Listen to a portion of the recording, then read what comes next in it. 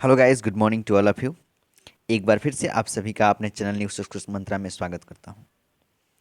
जैसे कि आप सामने देख रहे हैं एनी पितफ। जी हाँ, बिल्कुल सही देख रहे हैं। ये बिहार बोर्ड का 100 मार्क्स का जो इंग्लिश है उसी में का एक लेसन है एनी पितफ, जो कि वाल्टर डेलामेयर के द्वारा क्या किया गया है, इसको लिखा गया है। ठीक है, तो इस वीडियो में इस लेसन से जितने भी ऑब्जेक्टिव सवाल बनते हैं, इंपॉर्टेंट क्वेश्चंस जो कि एग्जाम पॉइंट ऑफ व्यू से बहुत ही इंपॉर्टेंट होगा, उन सभी क्वेश्चंस को हमने क्या किया है, इस वीडियो के माध्यम से कवर कर रखा है। ठीक है, उम्मीद करते हैं आपको ये सेशन बहुत ही अच्छा लगेगा और बड़े मज़ेदार तरीके से आप इसको सीखेंगे, समझेंगे। ठीक है, अगर आपको अच्छा लगा तो लाइक करना नहीं भूलिएगा, साथ में शेयर भी कीजिएगा अपने दोस्तों के पास, अपने जो भी आपका क्लासमेट है उसके पास भेजिएगा। और अभी तक हमारे चैनल को सब्सक्राइब नहीं किए हैं तो सब्सक्राइब जरूर कर लीजिएगा, ताकि हमारी हर एक अपडेट आप तक आसानी से पहुंच जाए। तो चलिए हम लोग शुरू करते हैं बिना देरी किए हुए।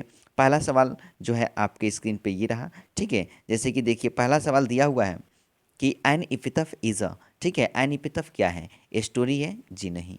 ट्रैवलग है? जी नहीं। एसे है? जी नहीं।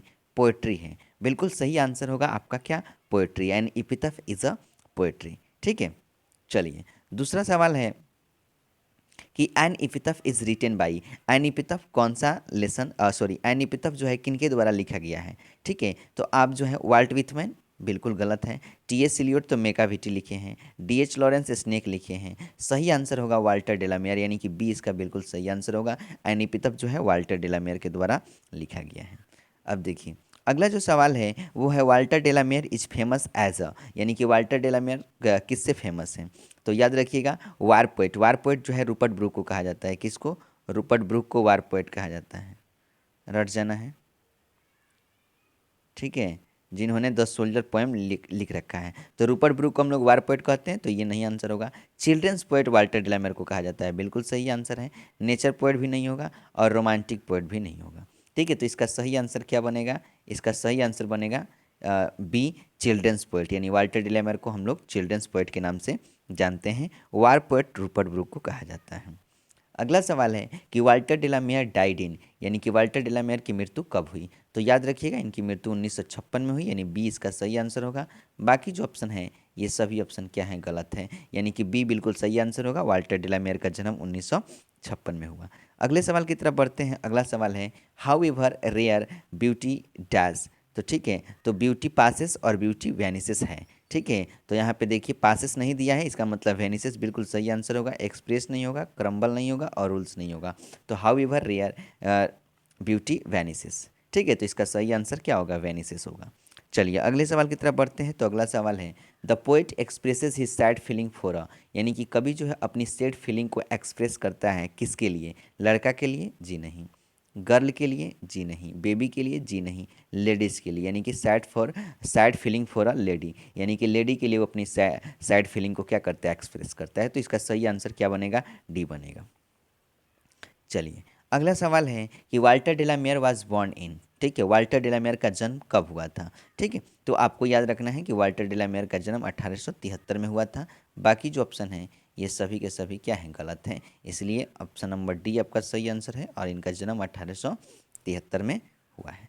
चलिए उम्मीद करते हैं आपको समझ में आ रहा होगा और बिल्कुल एकदम चुनिंदा क्वेश्चंस को हमने इसमें क्या किया है, कंपाइल कर रखा है। ठीक है, तो आप उसको देखिएगा, बड़ी हेवी तरीके से आपको समझ में आएगा और एग्जाम पॉइंट ऑफ व्यू से सभी क्वेश्चंस हैं। ठीक है, अगला सवाल है an epitaph deals with a dash, यानी कि एन इपिथफ में dash deals with a beautiful dash, यानी कि एन इपिथफ में किसके बारे में बताया गया? कौन सा ब्यूटीफुल के बारे में डील किया गया है? तो गर्ल, ब्यूटीफुल गर्ल नहीं, ब्यूटीफुल लेडीज़ के बारे में चर्चा किया गया है। तो ब्यूटीफुल लेडीज़ इनका सही आंसर होगा। बाकी सभी के सभी गलत होगा, यानी सही आंसर क्या होगा? बी होगा। ठीक है, यानी कि an epitaph deals with a beautiful ladies, सही आंसर होगा। चलिए अगला सवाल है the lady mention in the poem, यानी कि इस कविता में जो लेडी के बारे में मेंशन किया गया है एन एपिथफ बिलोंग टू, एन एपिथफ में वो लेडीज़ कहाँ की हैं? तो याद रखिएगा वो लेडीज़ जो है वेस्ट कंट्री की हैं, नहीं साउथ कंट्री की होगी, नहीं ईस्ट कंट्री की होगी, नहीं नॉर्थ कंट्री की। सही आंसर क्या होगा? वेस्ट कंट्री की वो लेडीज़ है। चलिए अगला सवाल है the term crumble used in poem an epitaph means, मैंने क्रम्बल में क्या है, क्रम्बल जो वर्ड यूज किया गया है इसका मतलब क्या होता है? तो देखिए क्रम्बल का मतलब होता है टू डाई, मर जाना, या फिर टुकड़ों टुकड़ों में विभक्त हो जाना, तो क्रम्बल यहाँ पे डाई का सेंस दे रहा है, तो लीव आपका सही है, गलत आंसर होगा। सफ़र भी गलत आंसर होगा, नन ऑफ दिस तो होगा नहीं, डाई इसका सही आंसर होगा।